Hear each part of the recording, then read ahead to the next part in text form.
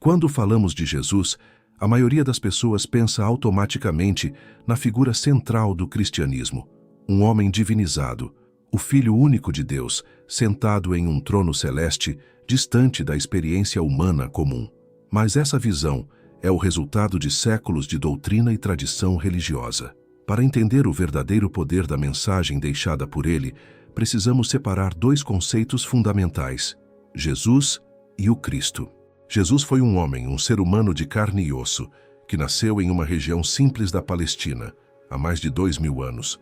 Viveu, caminhou entre as pessoas, comeu, chorou, sofreu e morreu como qualquer outro. Ele foi mestre, curador, profeta, revolucionário espiritual. Era alguém profundamente consciente do sagrado, alguém que viveu a experiência da unidade com o divino de maneira tão intensa que marcou toda a humanidade. Mas ainda assim, Jesus era um indivíduo histórico. Já o Cristo não é uma pessoa, não é um sobrenome e tampouco um título exclusivo. Cristo vem do grego Christos, que significa ungido, aquele que foi consagrado. Em hebraico, o equivalente seria Mashiach, de onde vem a palavra Messias. Mas espiritualmente, esse termo aponta para algo muito maior, uma condição de consciência, um estado de despertar, no qual o ser humano reconhece sua verdadeira natureza divina. O Cristo é a centelha eterna, a presença do Espírito dentro de cada um de nós. É aqui que muitos se confundem. Ao longo da história, a religião institucional colocou Jesus e o Cristo como se fossem a mesma coisa, uma fusão inseparável. Mas no fundo, a mensagem dele mostra o oposto. Jesus foi o homem que manifestou o Cristo de forma plena. Ele se tornou a prova viva de que é possível despertar essa centelha divina. Não era sobre ele ser único, inalcançável ou exclusivo, mas sobre mostrar que todos nós temos a mesma possibilidade. Quando Jesus dizia, "Eu e o Pai somos um", não estava reivindicando um privilégio que só ele poderia ter. Estava revelando o destino natural de toda a alma desperta. Quando afirmava, "Vós sois deuses", ou "O reino de Deus está dentro de vós", estava falando diretamente à humanidade, sem intermediários, sem hierarquias. A verdadeira revolução de sua mensagem era tirar o poder das mãos das elites religiosas e colocá-lo dentro do coração de cada pessoa. Mas perceba o contraste. Enquanto Jesus falava de empoderamento espiritual, a tradição que veio depois acabou criando um abismo. Em vez de compreender que o Cristo é uma possibilidade interior, passamos a enxergá-lo como algo distante, reservado apenas a ele. O resultado disso foi uma religião de adoração, não de transformação. Essa confusão gerou consequências profundas. A imagem de Jesus foi congelada no tempo, transformada em estátua, pintura, dogma. Ele virou objeto de culto, mas sua mensagem foi esquecida. Ao invés de se perguntar, "Como posso me tornar o Cristo?", a maioria passou a repetir, "Jesus é o único Cristo, e eu devo apenas segui-lo." E é justamente aí que se perde a essência do ensinamento. A diferença entre Jesus e o Cristo é a chave que abre as portas para uma espiritualidade viva e transformadora. Se Jesus foi um exemplo, o Cristo é o destino. Se Jesus foi um mestre, o Cristo é a lição. Jesus viveu a experiência humana, o Cristo é a experiência divina. Jesus aponta o caminho, o Cristo é a própria jornada. Quando você entende isso, algo muda dentro de você. Deixa de ver a espiritualidade como algo distante e inalcançável e começa a enxergá-la como um processo interno, possível e presente. Você começa a perceber que a divindade que se manifestou em Jesus pode também se manifestar em você, não como uma cópia, mas como uma expressão única do mesmo princípio divino. Essa é a grande virada de consciência. Parar de enxergar Jesus como um ídolo para ser adorado e começar a vê-lo como um espelho, um reflexo daquilo que você também pode ser. O Cristo não nasceu apenas em Belém. Ele pode nascer em cada coração desperto. Não está restrito a um tempo histórico. É eterno e está disponível a cada instante em que alguém decide despertar. A distinção entre Jesus e o Cristo, portanto, não diminui sua grandeza. Pelo contrário, amplia. Porque se Jesus fosse apenas um ser inalcançável, sua história seria bonita, mas inútil para nós. Mas se entendemos que ele veio como exemplo, como guia e como prova viva de que o divino pode se manifestar na matéria, então sua vida se torna um convite, um chamado profundo para que cada um de nós trilhe o mesmo caminho, com nossas próprias lutas, quedas e renascimentos. No fundo, a questão é simples, mas poderosa. Jesus já viveu o Cristo. E você, quando começará a viver o Cristo dentro de si? Depois da morte de Jesus, sua mensagem se espalhou de forma orgânica entre pequenos grupos de seguidores. Esses primeiros discípulos não falavam de templos grandiosos nem de dogmas rígidos. Ao contrário, falavam de um mistério interior. O Cristo como presença viva no coração de cada ser humano. Havia gnósticos, essênios, terapeutas de Alexandria e outros que ensinavam que cada pessoa podia despertar a mesma consciência que Jesus havia manifestado. Essas comunidades viam Jesus como um mestre iluminado, mas não como um ser inalcançável. Para eles, a sua vida era uma prova de que o divino podia se encarnar em qualquer um que buscasse a verdade com sinceridade.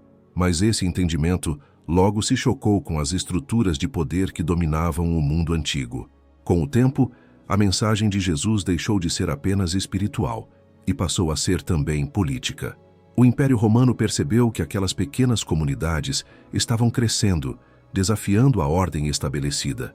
Afinal, uma doutrina que pregava que o reino de Deus está dentro de vós era perigosa para qualquer sistema que queria manter as pessoas submissas. E foi assim que começou a transformação. Aos poucos, os ensinamentos originais foram moldados para se tornarem compatíveis com o projeto de poder de Roma. Textos foram selecionados, outros descartados. Os evangelhos gnósticos, que falavam do autoconhecimento e da busca interior, foram considerados heréticos.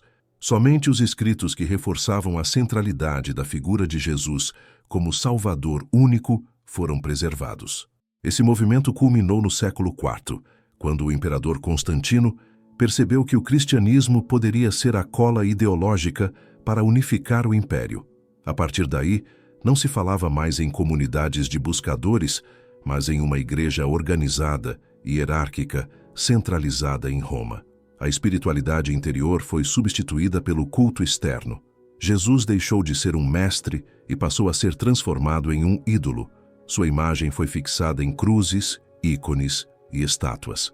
Sua vida foi reinterpretada para reforçar a ideia de que ele era único, inalcançável, diferente de todos os outros seres humanos. A consequência disso foi devastadora. O Cristo deixou de ser visto como uma possibilidade universal e passou a ser tratado como monopólio de uma instituição. Imagine o impacto disso nas pessoas comuns. Ao invés de ouvirem, vocês também podem despertar, passaram a ouvir. Vocês nunca serão como ele. Só resta adorá-lo e esperar por sua misericórdia. O poder que antes estava dentro foi deslocado para fora, para altares, sacerdotes e templos. Esse mecanismo foi tão eficaz que moldou toda a espiritualidade ocidental por séculos. Criou-se uma religião baseada na culpa, no medo e na obediência, em vez de uma espiritualidade baseada na descoberta, no amor e na transformação. O Cristo interior foi sufocado e a figura de Jesus foi usada como instrumento de controle. Mas o detalhe mais importante é que Jesus nunca pediu adoração. Ele não ergueu templos, não exigiu rituais. Ele falava de coração a coração, de consciência a consciência. Ele mostrava um caminho. Quem transformou esse caminho em culto foi a instituição. E esse culto à personalidade se espalhou de forma tão profunda que até hoje, 2000 anos depois, a maioria ainda acredita que ser cristão é apenas adorar a figura de Jesus, sem nunca experimentar a vivência do Cristo. As pessoas lotam igrejas, cantam hinos, repetem orações, mas muitas vezes continuam distantes da verdadeira mensagem, a de despertar a centelha divina em si mesmas. Não é difícil entender por que isso aconteceu. Para quem detém o poder, é muito mais conveniente que as pessoas adorem um Salvador distante do que percebam que podem se tornar co-criadores de sua própria realidade espiritual. Porque quem desperta não se deixa manipular. Quem desperta não precisa de intermediários. Quem desperta descobre que é livre. Por isso, a instituição teve que criar a narrativa do Jesus inalcançável. Se ele era único, ninguém mais poderia ameaçar a autoridade da igreja. Se ele era perfeito, ninguém ousaria se comparar. E assim, o Cristo interior foi apagado da consciência coletiva. O mais curioso é que, apesar de toda essa manipulação, os próprios evangelhos ainda preservam frases que denunciam essa verdade escondida. Quando Jesus diz: "As obras que eu faço, vós também as fareis e ainda maiores", como conciliar isso com a ideia de que ele é insubstituível? Quando diz: "O reino de Deus está dentro de vós", como conciliar isso com a noção de que a salvação só viria de fora? Essas contradições estão diante de nós, mas foram encobertas por séculos de doutrinação. O resultado é um mundo em que milhões adoram a Jesus, mas poucos ousam caminhar o mesmo caminho que ele trilhou. O culto à personalidade foi a maneira que a igreja encontrou de manter o controle. Mas a verdade é que Jesus nunca quis ser transformado em ídolo. Ele quis ser exemplo. E é essa diferença que pode mudar tudo na maneira como você vive a sua espiritualidade. Porque quando você para de apenas venerar a figura e começa a entender o ensinamento, a sua vida se transforma. Você deixa de ser espectador e se torna protagonista. Deixa de ser devoto e se torna discípulo. Deixa de adorar Jesus e começa a se tornar o Cristo. Se afastarmos por um momento os dogmas e as tradições criadas ao longo dos séculos, o que realmente sobra do ensinamento de Jesus? Qual era a sua mensagem pura, antes de ser editada, moldada e institucionalizada? Essa é uma pergunta profunda, e a resposta pode mudar radicalmente a maneira como você enxerga não apenas a fé, mas a própria vida. Jesus não veio ao mundo para fundar uma religião. Ele não construiu templos, não organizou hierarquias, não estabeleceu doutrinas escritas. O que ele trouxe foi um chamado direto ao coração humano, a possibilidade de viver em plena união com o divino aqui e agora.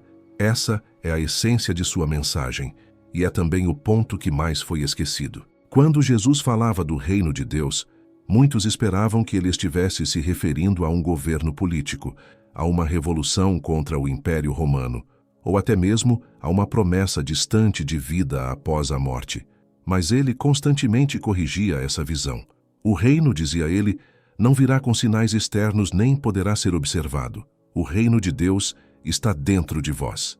Essa frase, tão simples e ao mesmo tempo tão profunda, revela o verdadeiro chamado de Jesus. Ele apontava para dentro, não para fora. Sua mensagem não era sobre esperar, mas sobre despertar. O reino não é um lugar distante, mas um estado de consciência acessível a qualquer pessoa que se entregue à transformação interior. E como se chega a esse reino? Através de uma mudança radical de vida. Jesus falava de compaixão, de perdão, de amor incondicional. Ele ensinava que não basta seguir regras externas se o coração permanece endurecido. Criticava aqueles que exibiam religiosidade em público, mas não cultivavam sinceridade na alma. Denunciava a hipocrisia de quem cumpria a letra da lei, mas esquecia o espírito dela. Seu chamado era prático, direto, humano. Quando dizia para amar até os inimigos, não estava impondo uma regra moral impossível, mas mostrando que a transformação interior rompe os limites do ego e das divisões sociais. Quando tocava os leprosos e comia com os marginalizados, estava vivendo o reino aqui e agora, mostrando que ele não era teoria, mas prática encarnada. Esse chamado, no entanto, não era confortável. Ele exigia coragem para abandonar crenças rígidas, para questionar autoridades, para enfrentar a própria sombra. Talvez seja por isso que, ao longo do tempo, muitos preferiram transformar Jesus em objeto de culto, em vez de viver sua mensagem. Adorar é mais fácil do que se transformar. Mas Jesus nunca quis adoradores. Ele queria discípulos praticantes, pessoas dispostas a trilhar o mesmo caminho que ele trilhou. Por isso dizia: se alguém quiser vir após mim, negue-se a si mesmo, tome sua cruz e siga-me. Não se trata de venerar sua cruz, mas de carregar a própria, isto é, enfrentar os desafios internos e externos que surgem quando buscamos a verdade. Esse é o verdadeiro chamado. Não se ajoelhar diante de uma imagem, mas levantar-se como expressão viva do Cristo. Jesus apontava para o potencial humano de transcender o medo, o ódio e a ignorância, e de viver em harmonia com o amor divino. Ele não estava dizendo: olhem para mim, eu sou inalcançável. Estava dizendo: sigam este caminho e vocês também encontrarão a vida. Se olharmos para suas parábolas, essa mensagem fica ainda mais clara. O grão de mostarda, o menor de todos, torna-se a maior das árvores, uma metáfora do crescimento interior que começa pequeno, invisível, mas que pode transformar toda a existência. A parábola do fermento mostra que o reino age de dentro para fora, expandindo-se até transformar toda a massa. O tesouro escondido no campo e a pérola de grande valor falam do despertar como algo precioso, que exige entrega total para ser alcançado. Em cada história, em cada gesto, Jesus reforçava a mesma ideia. O reino é algo vivo dentro de você, esperando para ser descoberto. O chamado é para que cada pessoa reconheça sua centelha divina e se torne um Cristo em ação. Por isso, talvez a maior distorção feita pela religião institucional foi transformar esse chamado interior em promessa externa. Pregou-se que o reino só viria após a morte, que a salvação dependia de rituais e intermediários, que Jesus era um ser distante, inatingível. Assim, o chamado vivo foi silenciado e o poder espiritual das pessoas foi entregue às mãos de uma instituição. Mas a verdade ainda ecoa para quem tem ouvidos de ouvir. O verdadeiro chamado de Jesus não é para esperar, mas para despertar. Não é para adorar, mas para viver. Não é para fugir do mundo, mas para transformá-lo a partir de dentro. E a pergunta que resta é simples: você vai continuar esperando um reino distante ou vai começar a construir o reino dentro de si, aqui e agora? Quando falamos em tornar-se o Cristo, muitos pensam em algo impossível, quase uma blasfêmia.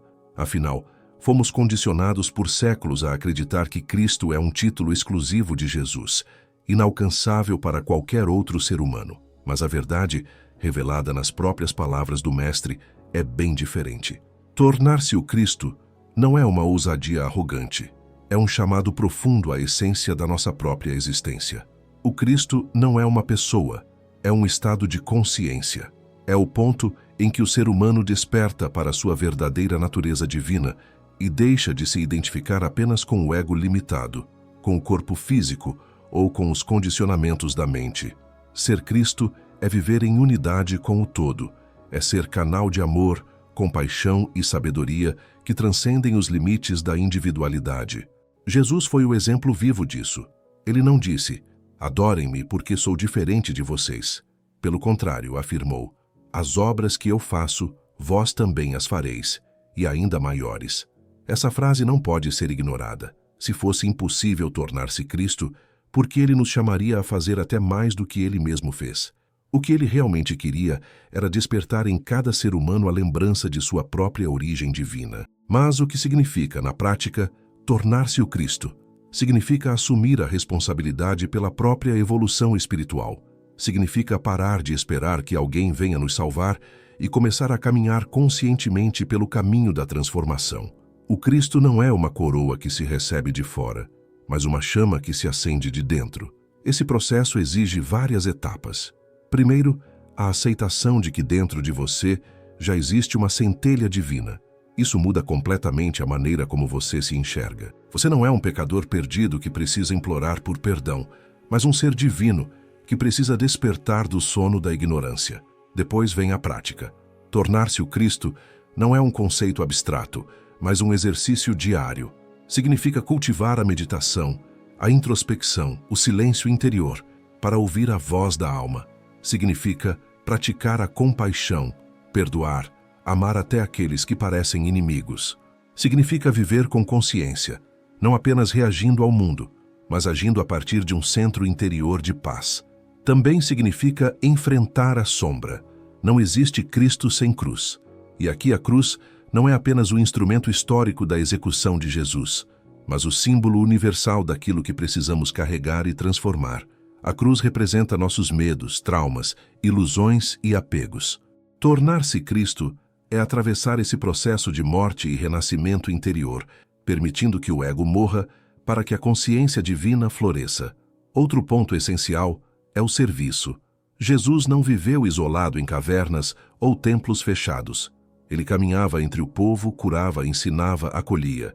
Ser Cristo é colocar-se a serviço do mundo, usar os dons e talentos únicos de cada um para trazer luz onde há escuridão. Não é uma busca egoísta por iluminação pessoal, mas um chamado para transformar a vida coletiva. Esse caminho, no entanto, exige humildade, porque tornar-se Cristo não é se sentir superior, mas justamente o contrário. É reconhecer que somos instrumentos de algo maior. O verdadeiro Cristo é aquele que, como Jesus, lava os pés dos outros, que serve, que se entrega. A grandeza do Cristo não está no poder sobre os outros, mas no poder de amar incondicionalmente. Quando alguém desperta esse estado de consciência, tudo muda. As relações se transformam, porque já não se vê o outro como inimigo ou rival, mas como reflexo do mesmo divino. As dores ganham novo significado, porque são vistas como etapas do caminho de purificação. Até a morte perde seu terror, porque se compreende que a vida é eterna e que a matéria é apenas uma expressão passageira do espírito. Ser Cristo, portanto, é viver a vida em sua plenitude, não mais preso às correntes do medo e da ignorância. É deixar de ser escravo das circunstâncias para se tornar co-criador da própria realidade, alinhado com a vontade divina. É manifestar aqui e agora a verdade de que o reino de Deus já está presente, esperando apenas ser reconhecido. E o mais importante, isso não é privilégio de poucos, não é apenas para monges, sacerdotes ou santos. É o destino de toda a humanidade. Cada alma tem dentro de si o chamado para despertar o Cristo. Cada um de nós, em algum momento, terá que atravessar o caminho da cruz e da ressurreição interior. Por isso, quando você escuta a frase, pare de adorar Jesus, comece a se tornar o Cristo, não deve entendê-la como desrespeito. É exatamente o contrário. É honrar a verdadeira mensagem que ele deixou, porque a maior homenagem que você pode fazer a Jesus não é repetir seu nome, mas continuar sua obra. Não é erguer templos em sua memória, mas transformar sua própria vida em templo vivo do Espírito. O chamado é claro. Dentro de você já está o Cristo, esperando para nascer. A pergunta é, você vai continuar vivendo como se fosse apenas um ser humano comum, ou vai permitir que essa consciência desperta floresça em sua vida? Adorar é simples, exige pouco esforço e quase nenhuma mudança real de vida. Basta repetir orações, acender velas, seguir rituais e manter no coração a esperança de que um poder externo resolverá seus problemas. E é exatamente por isso que a adoração se tornou tão conveniente para a religião institucional, porque ela mantém as pessoas em um estado de dependência, esperando sempre que a salvação venha de fora. Mas Jesus não pediu para ser adorado. Ele nunca construiu altares para si, nunca exigiu cânticos em sua homenagem. Pelo contrário, ele direcionava todos os olhares ao Pai, à fonte, ao divino que habita em cada ser humano. Quando alguém o chamava de bom mestre, ele respondia, "Por que me chamas bom? Ninguém é bom senão um, que é Deus." Ele deixava claro, sua missão não era criar devotos, mas despertar consciências. O problema é que a adoração, com o tempo, se tornou uma forma de fuga. É mais fácil adorar do que transformar-se. Adorar não exige confrontar a própria sombra, não exige revisar crenças, não exige mudança radical de comportamento. Adorar é confortável. Transformar-se, não. Transformar-se significa mergulhar fundo no próprio coração, enfrentar os medos, abandonar vícios emocionais, perdoar de verdade, abrir mão do orgulho. Transformar-se significa morrer para a velha identidade e renascer em uma nova consciência. O fim da adoração, portanto, não é um ataque à fé, mas um convite a vivê-la em sua plenitude. Porque enquanto a fé estiver baseada apenas em venerar uma figura distante, ela não produz frutos concretos. Ela se torna uma fé passiva, que espera por milagres, mas não realiza milagres. Quando a fé se transforma em prática interior, ela deixa de ser espera e se torna ação, deixa de ser passividade e se torna poder criativo. É nesse ponto que começa o verdadeiro caminho espiritual, quando você para de olhar apenas para fora e começa a olhar para dentro. Quando entende que o Cristo não está restrito a uma figura histórica, mas é uma possibilidade viva que pode nascer em você. Quando percebe que o templo mais sagrado não está em Jerusalém, em Roma ou em qualquer catedral, mas dentro do seu próprio ser. Transformação é assumir responsabilidade, é parar de culpar os outros. parar de se vitimizar e compreender que a vida é reflexo do estado da sua consciência. Jesus mostrava isso em cada gesto. Quando curava, não dizia, eu fiz. Ele dizia, a tua fé te salvou. O poder estava sempre na pessoa, não fora dela. Ele apenas ajudava a despertar o que já existia em cada um. Esse é o convite que ecoa até hoje. Deixar de ser devoto para se tornar discípulo. O devoto adora, o discípulo transforma. O devoto se ajoelha, o discípulo caminha. O devoto repete palavras, o discípulo vive a experiência. E é exatamente isso que Jesus queria. Não um exército de adoradores, mas uma humanidade desperta, consciente de sua própria centelha divina. O início da transformação acontece quando você decide aplicar a mensagem em sua vida prática. Não basta acreditar que o reino existe. É preciso vivê-lo aqui e agora. Não basta esperar que um milagre caia do céu. É preciso ser o milagre que transforma o ambiente à sua volta. Não basta falar de amor. É preciso amar mesmo quando dói, mesmo quando parece impossível. Essa transição da adoração para a transformação é o que realmente diferencia uma espiritualidade viva de uma religião vazia. Porque uma religião pode te ensinar a rezar de joelhos todos os dias, mas só a espiritualidade te ensina a viver de pé como Cristo. Uma religião pode te prometer o céu após a morte, mas a verdadeira espiritualidade revela o céu dentro de você enquanto ainda está vivo. O fim da adoração não significa abandonar Jesus, mas honrá-lo de verdade, porque a maior homenagem que podemos prestar a Ele não é repetir o seu nome milhares de vezes, mas continuar o seu trabalho. A maior prova de amor a Jesus não é adorar sua imagem, mas manifestar o Cristo em nossas próprias vidas. E quando essa transformação começa a acontecer, algo extraordinário acontece também no coletivo. Uma pessoa desperta inspira outra. Uma vida transformada ilumina muitas. O Cristo que desperta em um indivíduo acende a chama em toda uma comunidade.